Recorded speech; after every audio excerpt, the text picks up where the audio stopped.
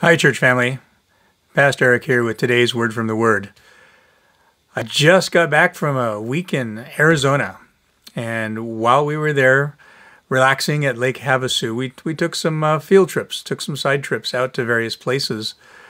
One of those places was a ghost town, and it was Goldfield, the Goldfield Mine. And our trip there was a lot of fun. We had a good time. We saw the old buildings as they've been preserved and turned into new facilities.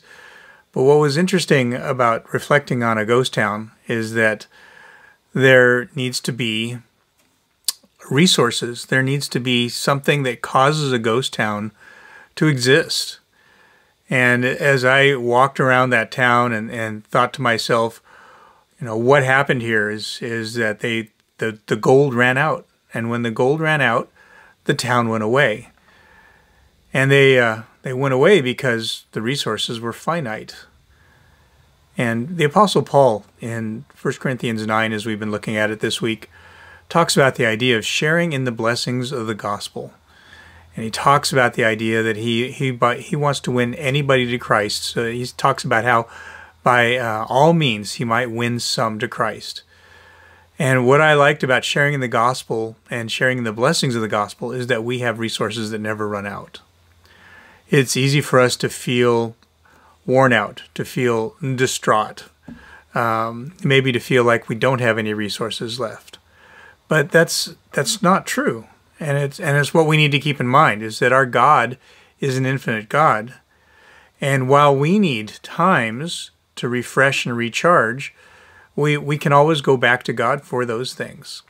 I think about 1 Kings chapter 19 and the prophet Elijah, one of those amazing prophets of the Old Testament who did so much and was used by God in such mighty ways. Even he had times where he felt like he had run out of resources.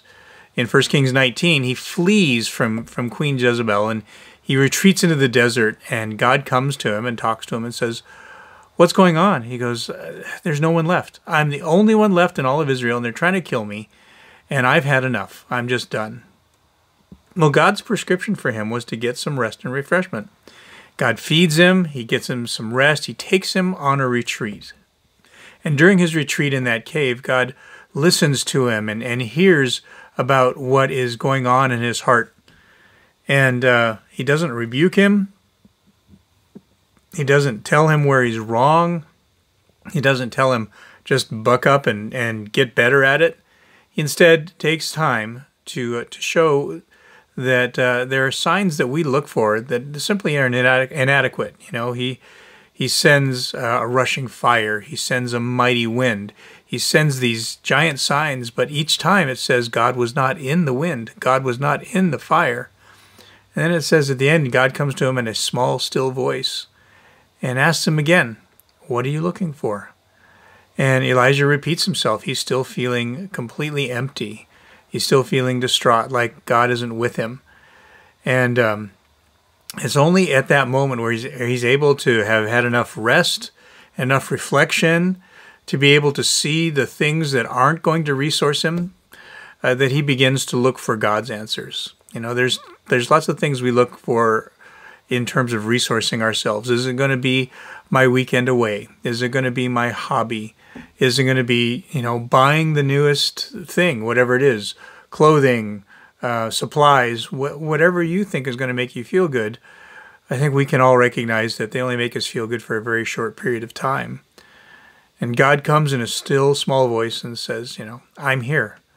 I'm with you. If you'll stop looking to the other things in your life to give you strength and to give you refreshment, you can find the water that never ends. You can find the refreshing that never ends, because God himself lives in us and he is infinite."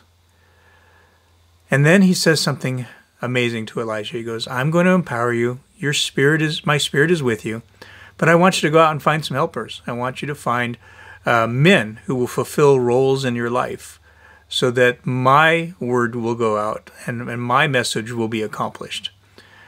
And that's something we can take from Elijah. It's something we can take from 1 Corinthians, that we have the blessings of being a family, and we have the blessings of being with each other. And while we can find fun times in travels and in hobbies and in buying something that we've truly saved up for and wanted for a while, we have to recognize those are only temporary. Where we're going to find our strength and our sustenance is in God alone and in God's people alone. Through His Word, we're able to find those things. Run in such a way not to be disqualified, but instead share in the blessings of the gospel by seeking God in His face and by seeking each other and those people in your life that build up into you, that don't take but rather give back to you in such ways that you are refreshed. I hope that's a blessing to you. It was something I needed to be reminded of this week.